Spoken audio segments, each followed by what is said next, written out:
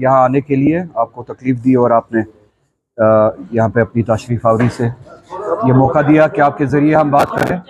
कि अगर सब करें तो मैं थोड़ा सा फिर लाउड हो जाऊँगा।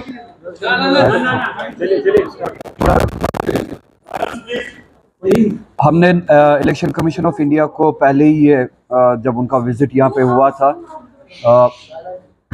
ये साफ अल्फाज में कहा था कि we want a free and fair election in Jammu and Kashmir. इतने सालों के बाद इलेक्शन हो रहा है और उन हालात के बाद इलेक्शन हो रहा है जिन फैसलों के बाद, जिन हालात के बाद हमारा डेमोक्रेसी और इसकी फंक्शनिंग पे जो कमिटमेंट था उसको चोट पहुंचाई गई थी। नाउ उस एतमाद को रेस्टोर करने के लिए ये जो सिलसिला शुरू किया गया, ये आखिरी कदम नहीं है, शुरुआत है ये इलेक्शन। डेमोक्रेसी में, जमहूरियत में हमारा एतमाद बहाल करने के लिए ये पहला कदम है जो ये इलेक्शन, असेंबली इलेक्शंस यहाँ पे कंडक्ट कराए जा रहे हैं। तो इसके लिए हमने कहा था कि सबसे अहम बात है कि ये फ्री एंड फेयर इलेक्शंस हो। इसमें इलेक्शन कमीशन देखे कि लेवल प्लेइंग फील्ड हो। किसी तरह से भी जो मशीनरी है, गवर्नमेंट मशीनरी है, एडमिनिस्ट्रेशन जो है, उसमें इस तरह का इम्बैलेंस क्रिएट ना किया जाए जिसमें प्रिजुडिस दिखे, बायस दिखे, किसी ख़ास तबके को, जमात को यहाँ पे फ़ायदा पहुँचाने के लिए या उनके टूवर्ड्स हालात को टिल्ट करने के लिए इस तरह की कोई भी इंटरवेंशन नहीं होनी चाहिए। मेरे कोलीग्स ने पार्टी में अप्रहेंशन ज़ाहिर किया है कि जो यहाँ पे कल पोस्टिंग्स हुई, आपने देखा होगा पुलिस एडमिनिस्ट्रेशन में जो यहाँ पे पोस्टिंग्स हुई, और अप्रहेंशन इस हवाले से है कि इन पोस्टिंग्स की, इन ट्रांसफ़र्स की ज़रूरत इस वक्त क्यों पड़ी, ये एक्सप्लेनेशन हम इलेक्शन कमीशन ऑफ इंडिया से चाहते हैं। और इन पोस्टिंग्स में, ट्रांसफ़र्स में आपने देखा होगा कि बारामूला में एसएसपी जो है उनकी पोस्टिंग सिर्फ 10 दिन पहले हुई थी, जो इन्फॉर्मेशन कोलीग्स ने मुझे दी, और जिससे ये अप्रहेंशन ज़ाहिर होता है। अगर 10 दिन पहले ही वहाँ पे पोस्टिंग हुई थी एसएसपी की, तो 10 दिन के बाद ही एसएसपी को वहाँ पे चेंज क्यों करना पड़ा? क्या, जैसा कि मेरे कोलीग्स बता रहे हैं कि किसी ख़ास पॉलिटिकल पार्टी या आउटफिट की रिक्वेस्ट पे 10 दिन में ही ये फ़ैसला बदला गया? क्या किसी ख़ास पार्टी को उनकी रिक्वेस्ट पे उनको फ़ायदा पहुँचाने के लिए ये पोस्टिंग्स किए गए? अप्रहेंशन इस बात से ज़ाहिर होना या पैदा होना ये लाजिम सी बात है। अगर 10 दिन पहले ही आपने वहाँ पे पोस्टिंग की थी, क्या इस तरह की कौन सी ज़रूरत आपको महसूस हुई कि जिससे आपको 10 दिन के अंदर अंदर ही फ़ैसला बदलना पड़ा और पोस्टिंग ट्रांसफ़र करनी पड़ी? तो हम आपके ज़रिए से इन पोस्टिंग्स के पीछे जो इंटेंट है, ये इन ट्रांसफ़र्स के पीछे जो इंटेंट है और एक्सप्लेनेशन चाहते हैं कि ये चेंजेस क्यों करनी पड़ी रातों रात इलेक्शन कमीशन ऑफ इंडिया को। और आपके ज़रिए हम चाहते हैं कि जो कमिटमेंट हमने दी है कि डेमोक्रेसी की रेस्टोरेशन में हमारा जो रोल रहता है, जम्मू कश्मीर की आवाम का जो रोल रहता है, पॉलिटिकल पार्टीज़ का जो रोल रहता है, उसमें सबसे बड़ी पॉलिटिकल पार्टी है नेशनल कॉन्फ्रेंस। हम अपनी तरफ से वो रोल निभाएंगे डेमोक्रेसी की रेस्टोरेशन में। जो हमारे एफ़र्ट्स है वह एफ़र्ट्स हम ज़रूर देंगे। और इलेक्शन कमीशन ऑफ इंडिया से हमने कमिटमेंट मांगी थी कि इस तरह की कोई भी इंटरवेंशन नहीं होगी, इस तरह की कोई भी छेड़छाड़ नहीं होगी जिससे शक भी हो कि इलेक्शन शायद फ्री एंड फेयर नहीं होंगे या इलेक्शन में किसी किस्म का इम्बैलेंस होंगे। तो आपके ज़रिए हम यही सवाल जो है वो इलेक्शन कमीशन ऑफ इंडिया तक पहुंचाना चाहते हैं। और इन पोस्टिंग्स ट्रांसफ़र्स के पीछे हम चाहते हैं, बिलखुसूस बारामूला का जो ये मिसाल है कि 10 दिन के अंदर अंदर ही इन्होंने फिर से एसएसपी को वहाँ पे चेंज किया, ट्रांसफ़र किया, इस तरह की ज़रूरत क्यों महसूस हुई? और ये जो ऑफिसर्स अब अपॉइंट हुए हैं, पोस्ट हुए हैं, expect them to be, I mean, honest to their bias, उनकी एग्जीक्यूशन में बायस ना दिखे, ना दिखे किसी खास पॉलिटिकल आउटफिट के लिए, किसी खास पॉलिटिकल प्रॉक्सी के लिए, ताकि लोगों को एक फ्री एंड फेयर मौका दे, एक लेवल प्लेइंग फील्ड फराहम करे। इसी तरह से सिक्योरिटी के हवाले से, लॉ एंड ऑर्डर के हवाले से एक ऐसा माहौल क्रिएट करे जिसमें सभी को ये एहसास हो, महसूस हो कि वो एक जायज़ और सही सिर्फ डेमोक्रेसी के प्रोसेस में हिस्सा ले रहे हैं। उसके लिए हम तवक्का रखते हैं इन ऑफिसर्स से। इसी के साथ साथ कुछ लड़कों ने, जो हमारे स्टूडेंट्स हैं, उन्होंने रिक्वेस्ट भेजी, और मैं वो बात कहना चाहूँगा। यहाँ पे एसएसबी के एग्ज़ाम्स हो रहे हैं, और उनके एग्जामिनेशंस के लिए जो सेंटर्स अपॉइंट किए गए हैं, इन स्टूडेंट्स की रिक्वेस्ट है कि जिस तरह से वो सेंटर्स, एग्जामिनेशन सेंटर्स अपॉइंट किए गए हैं, वो नाइंसाफ़ी है। कुपवारा के लोग, बारामूला के लोग, उनके एग्जामिनेशन सेंटर्स साउथ कश्मीर में रखे गए हैं, कई लोगों के जम्मू में रखे गए हैं, तो उनके लिए ज़्यादती है बोर्डिंग लॉजिंग के साथ साथ ट्रैवल करना वहाँ पे, और फिर अपने एग्ज़ाम के चैलेंज को भी फेस करना, उसके लिए प्रिपेयर करना। तो ये ज़्यादती है। आपके ज़रिए एसएसबी को मैं ये कहना चाहता हूँ कि सेंटर्स नज़दीक से नज़दीक तक रखा जाए, ताकि एक्स्ट्रा बर्डन लोड ना पड़े स्टूडेंट्स पे, उनको ट्रैवल का लोड ना झेलना पड़े, उनको प्रिपरेशन की जो एफर्ट्स लगाने हैं प्रिपरेशन के लिए, उनको वो मौका दिया जाए कि वो अपने आप को तैयार करे एग्जामिनेशंस के लिए। तो ये सेंटर्स जो है, इनको रिव्यू किया जाए, वो सेंटर्स अपनी अपनी जगह पे स्टूडेंट्स के नज़दीक ज़िलों में या अपने ज़िलों में वो फराहम किए जाए। इसीलिए आपको तकलीफ दी थी यहाँ पे। अगर आपके कोई सवाल है तो I will be glad to take the question. और सवाल जायज है। अगर 10 दिन पहले पोस्ट हुआ था कोई ऑफिसर एसएसपी बारामूला, अगर वहां पर पोस्ट हुए थे 10 दिन, तो मॉडल कोड ऑफ कंडक्ट लगने के बाद, इलेक्शन अनाउंस होने के बाद 10 दिन के अंदर अंदर ही क्या जरूरत पड़ी? कोई तो वजह होगी ना। वी वांट दैट एक्सप्लेनेशन, किस वजह से। अगर कोई वजह है नहीं, so then we sense something fishy। तो वो अप्रहेंशन जायज सी बात है। अप्रहेंशन तभी दूर हो सकता है जब हमें इस बात का, सवाल का जवाब। सर, क्या आप तहरीर commission of India already letter चली गई है, आपके जरिए से भी हम यही बात पहुंचाएंगे। अगर एडमिनिस्ट्रेशन या इंस्ट्रूमेंट्स ऑफ एडमिनिस्ट्रेशन, जो आपके ऑफिसर्स होते हैं, जो आपका जो इम्प्लीमेंट करता है एडमिनिस्ट्रेशन की विल को, रिट को, अगर वो खुदा न खासा किसी पॉलिटिकल पार्टी की रिक्वेस्ट पे अपॉइंट हुए हो, तो वहां पे लेवल प्लेइंग फील्ड के साथ टेम्पर करने की गुंजाइश होती है। इसके पीछे इंटेंट ही वही होगा कि शायद लेवल प्लेइंग फील्ड के साथ टेम्पर किया जाएगा। सो वी वांट कि इस तरह का कोई अप्रहेंशन ही ना हो, कोई ऑफिसर बिलखुसूस इलेक्शन के दौरान अपॉइंट ना हो, पोस्ट ना हो कहीं पे। मेरी आपसे गुजारिश होगी कि आप मैनिफेस्टो गौर से पढ़े और हमारी लैंग्वेज को आप पढ़े, फिर when you assess what we say. PDP के हवाले से मैं बात करना चाहूंगा। दे से कि we want resolution of the Kashmir issue, उसके बाद दे स्टॉप एट देयर। मेरा सवाल है, what in their view is the resolution? वो आधी बात करके भाग नहीं सकते, आधी बात करके वो भाग नहीं सकते। पीडीपी जब कहती है कि we want resolution of the Kashmir issue, they have to come up with the solution. उनकी नजर में रेजोल्यूशन क्या है? National Conference does not stop halfway। हम कहते हैं कि we want the resolution of Kashmir issue, and let it be clear, in our view there's a issue, there's a political issue, and it's called Kashmir issue। It needs to be addressed। और हम चाहते हैं कि Kashmir issue, political issue जो है, इसको address किया जाए, इसको रिजॉल्व किया जाए, and for that we have a solution. हम पीडीपी की तरह शूट एंड स्कूट नहीं करते। We have a resolution, we have a solution.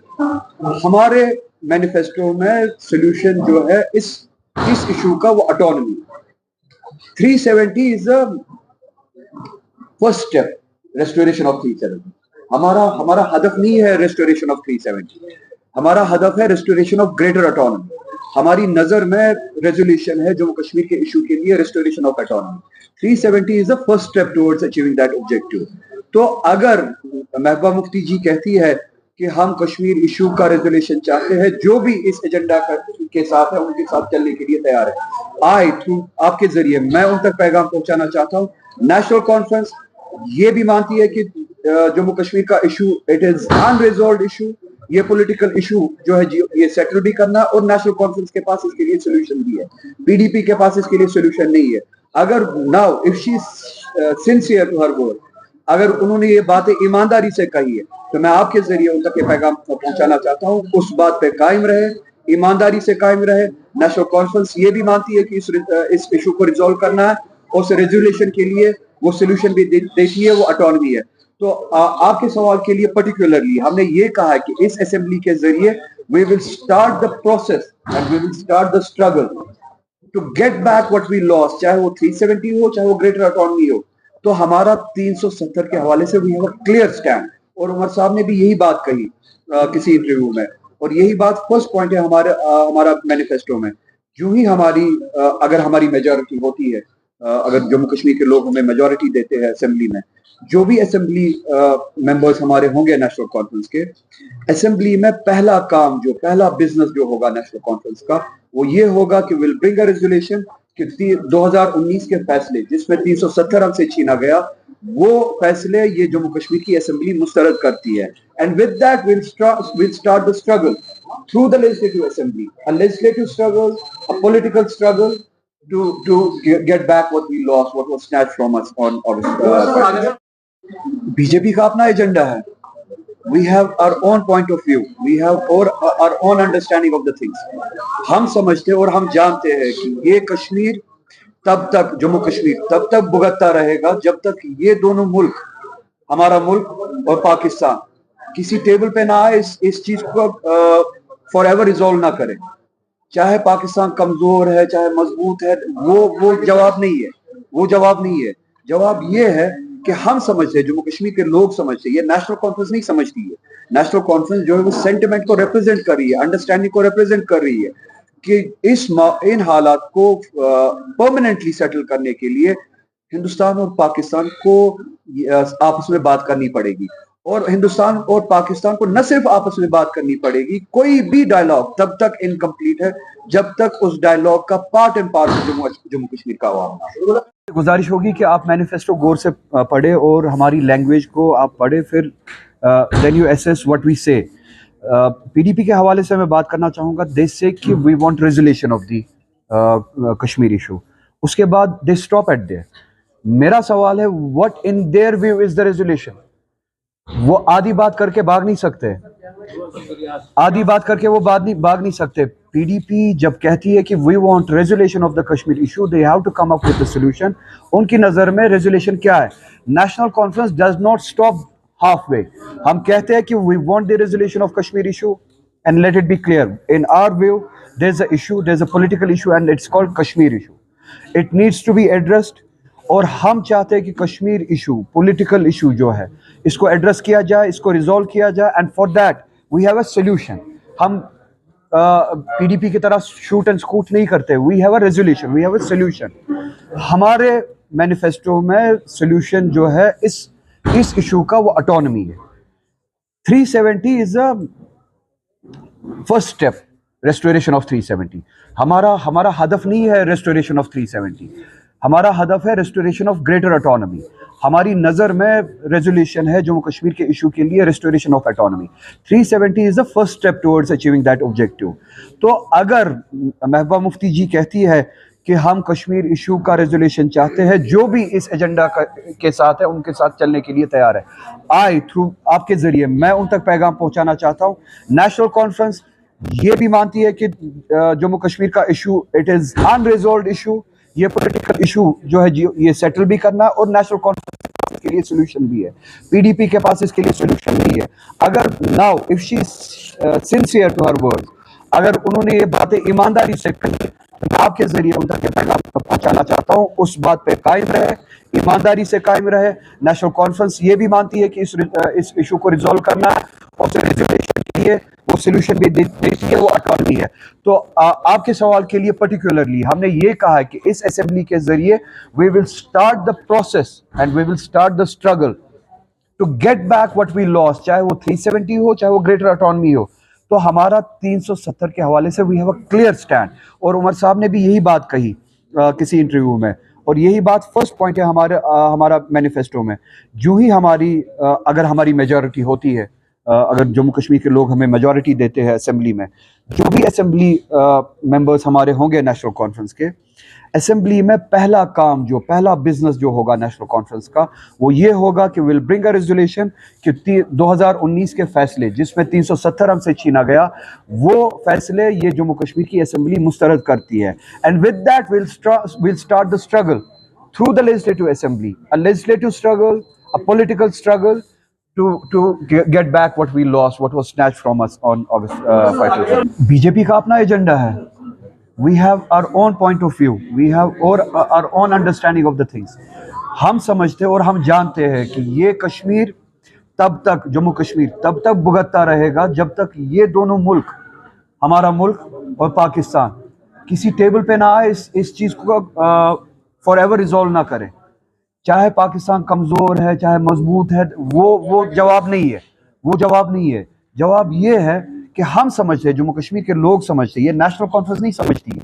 National conference जो सेंटिमेंट को रिप्रेजेंट कर रही है, अंडरस्टैंडिंग को रिप्रेजेंट कर रही है कि इस बात को परमानेंटली सेटल करने के लिए हिंदुस्तान और पाकिस्तान को आपस में बात करनी पड़ेगी। और हिंदुस्तान और पाकिस्तान को न सिर्फ आपस में बात करनी पड़ेगी, कोई भी डायलॉग तब तक इनकम्प्लीट है जब तक उस डायलॉग का part and parcel Jammu Kashmir का आवाम ना हो। ये पहले से ही कहता आ रहा हूँ, हम इस वक्त उस मोदी के हिंदुस्तान से लड़ रहे हैं जो एलानिया मुसलमानों के साथ जंग लड़ रहे हैं। ये मेरे लिए सवाल नहीं है, ये मेरी बात की अक्कासी है, ये मेरी बात की रिअफर्मेशन है कि हम मोदी के हिंदुस्तान के साथ नहीं, मोदी के उस हिंदुस्तान के साथ जंग लड़ रहे हैं जो मुसलमानों के साथ इस वक्त जंग लड़ रहा है, जो मुसलमानों का वजूद छीनना चाहता है, जो मुसलमानों का मजहब छीनना चाहता है। So in this fight for the revival of the India that was promised to us, हम चाहते हैं कि सेक्युलर फोर्सेस जो इंडिया में क्लेम करते हैं, फ्रॉम कश्मीर टू कन्याकुमारी, जो क्लेम करते हैं कि दे आर सेक्युलर फोर्सेस, जो चाहते हैं कि हिंदुस्तान के अपने वैल्यूज वापस जिंदा हो, अपना हिंदुस्तान वापस जिंदा हो, they have to stand against.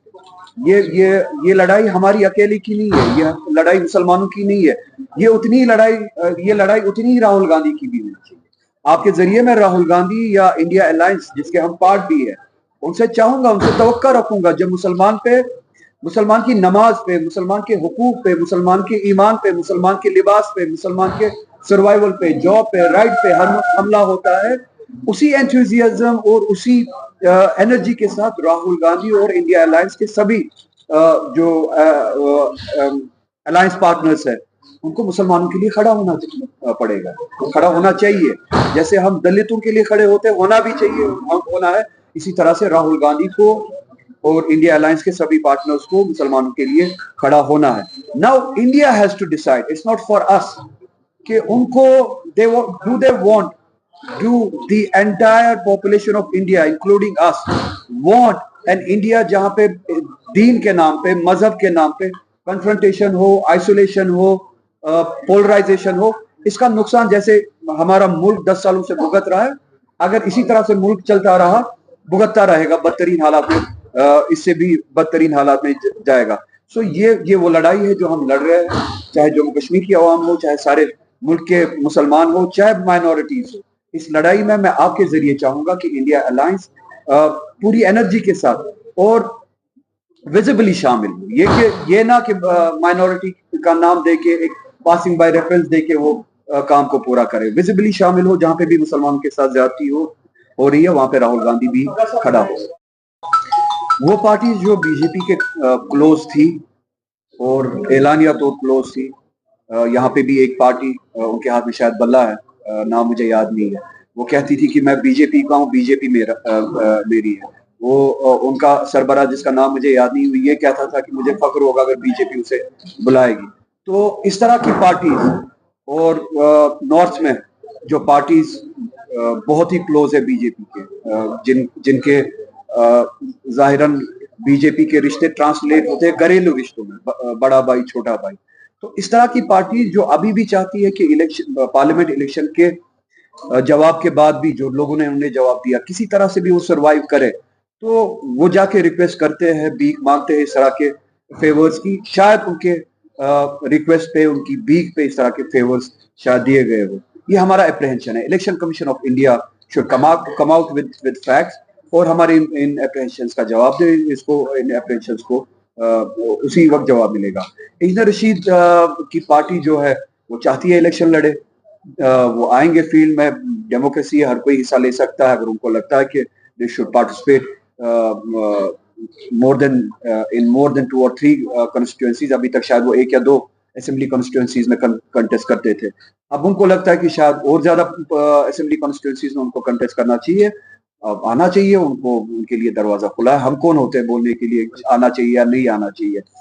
उनके रिश्ते किस तरह के होंगे, किस तरह के नहीं होंगे, वो लोगों के सामने आएगा जब वो अपनी कैंपेनिंग के लिए निकलेंगे, जब अपना नैरेटिव सामने देंगे और जब उनको जो भी वोट मिले, जितना भी वोट मिले, उसके नतीजे में फिर क्या होता है वो पता चलेगा, उसे पता चलेगा। अभी इट्स टू अर्ली टू से कि वो किस लिए आ रहे हैं, किस मकसद के लिए आ रहे हैं, आया किसी के साथ है या नहीं है, इट्स टू अर्ली टू से, मैं उसमें नहीं जाना चाहता।